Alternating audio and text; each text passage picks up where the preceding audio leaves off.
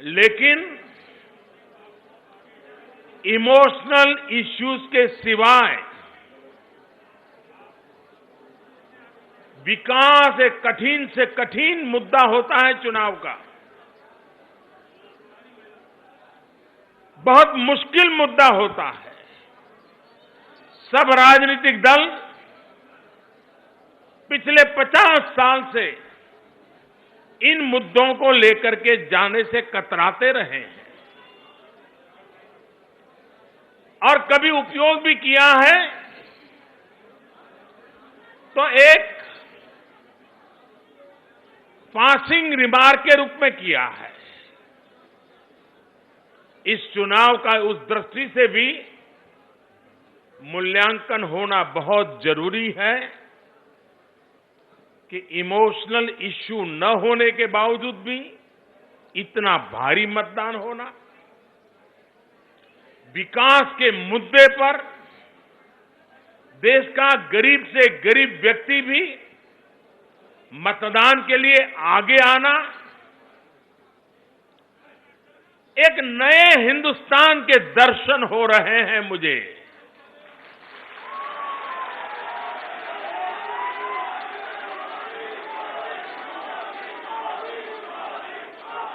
और मैं इन 5 राज्यों के चुनाव को और विशेषकर उसमें उत्तर प्रदेश, जो कि भारत को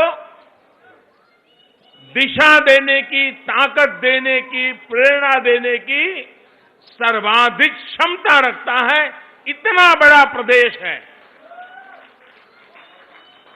वहां जब चुनाव के नतीजे आए हैं तब इन 5 राज्यों के चुनाव को नए हिंदुस्तान की एक नई नींव के रूप में मैं देख रहा हूं।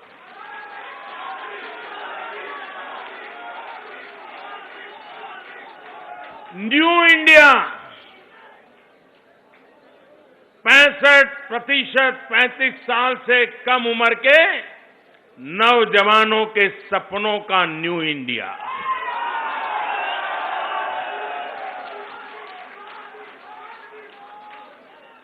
अभूतपूर्व रूप से जागरूक महिला समूहों का सपनों का न्यू इंडिया।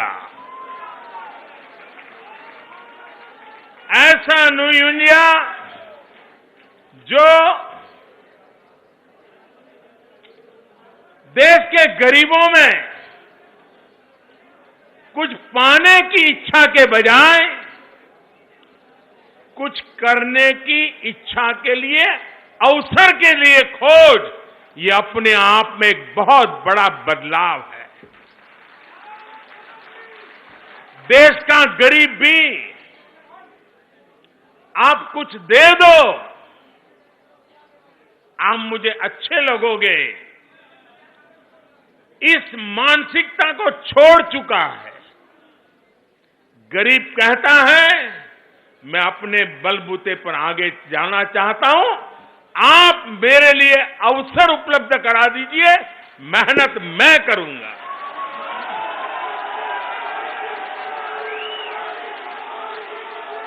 ये न्यू इंडिया की नींव है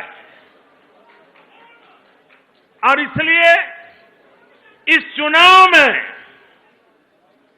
कौन जीता कौन हारा, हमने किसको परास्त किया, किसको क्या किया, मैं इस दायरे में सोचने वालों में से नहीं हूं।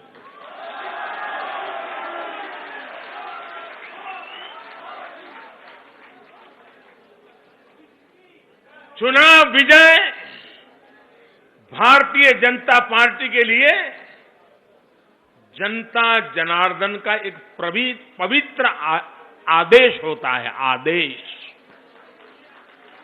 और मैं आदेश पर बल देता हूं और हमें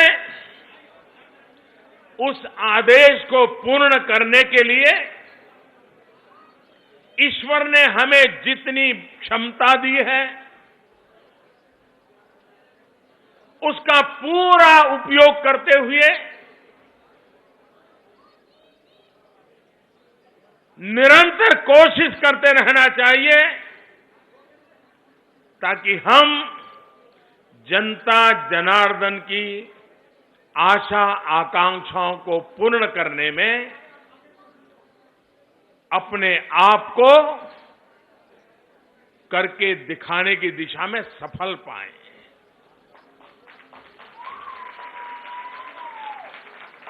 विजय पेड़ भी हमें सिखाता है, पौधे भी हमें सिखाते हैं। कोई भी पेड़ कितना भी ऊंचा क्यों न हो, लेकिन जैसे ही फल लगते हैं वो झुकने लग जाता है।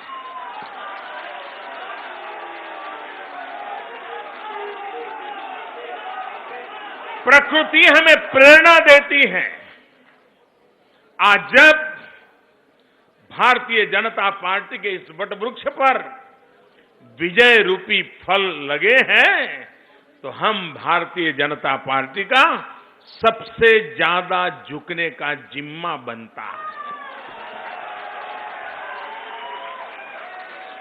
अधिक नम्र बनने का जिम्मा बनता है। सत्ता ये पद की शोभा का हिस्सा नहीं होती है। सत्ता सेवा करने का एक अवसर होती है। इस बात को लेकर हमें चलना है। हमने कई बार विजय प्राप्त किए हैं। 4-4 पीढ़ियां इस काम के लिए खप गई हैं। अटल जी, अडवाणी जी, कुशाभाऊ, जना कृष्ण मूर्ति जी, अनगिनत लोग जिन्होंने अपने जीवन को, अपनी जवानी को इस विचार को बीज के रूप में हिंदुस्तान के कोने कोने में बोने के लिए अपना पसीना बहाया है, तब जाकर के वटवृक्ष बना।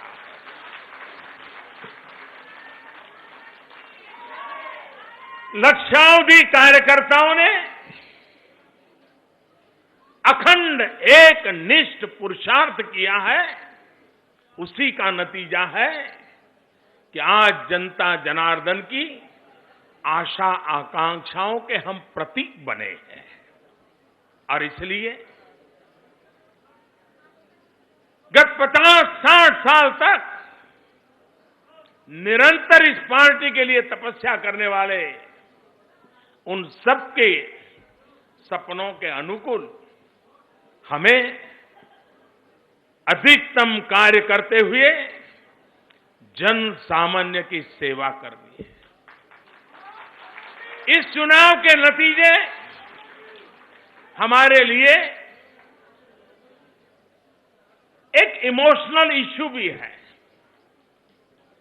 इसलिए है कि यह वर्ष पंडित दीनदयाल उपाध्याय जी की जन्मशती का वर्ष है।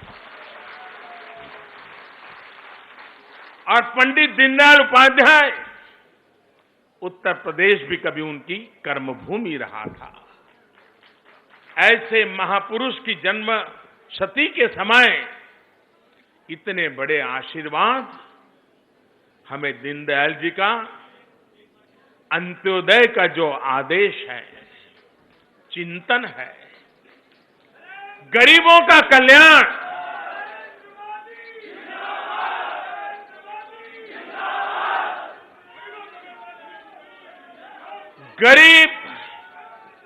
गरीब में सामर्थ्य मैं देख पाता हूं। मैं देश के गरीबों की शक्ति को पहचान पाता हूं और राष्ट्र के भविष्य के निर्माण में जितना ज्यादा गरीबों को अवसर मिलेगा, उतना ज्यादा देश तेज गति से आगे बढ़ेगा। गरीब अगर शिक्षित होगा तो समाज को ज्यादा परिणाम देगा। गरीब को अगर कार्य का अवसर मिला तो देश के लिए ज्यादा करके दिखाएगा। और इस देश की एक सबसे बड़ी ताकत वो हमारे देश का गरीब है। कभी कभी आज मध्यम वर्ग के लोगों को ज्यादा बोझ झेलना पड़ता है। कर भी मध्यम वर्ग को ज्यादा देना पड़ता है, नियमों का पालन भी मध्यम वर्ग को ज्यादा करना पड़ता है, समाज की सब मर्यादाओं का पालन भी मध्यम वर्ग को करना पड़ता है। सारे आर्थिक बोझ भी क्वांटम के रूप से देखें तो सबसे ज्यादा मध्यम वर्ग का व्यक्ति वहन करता है। उस पर यह बोझ कम होना चाहिए। मध्यम वर्ग पर जो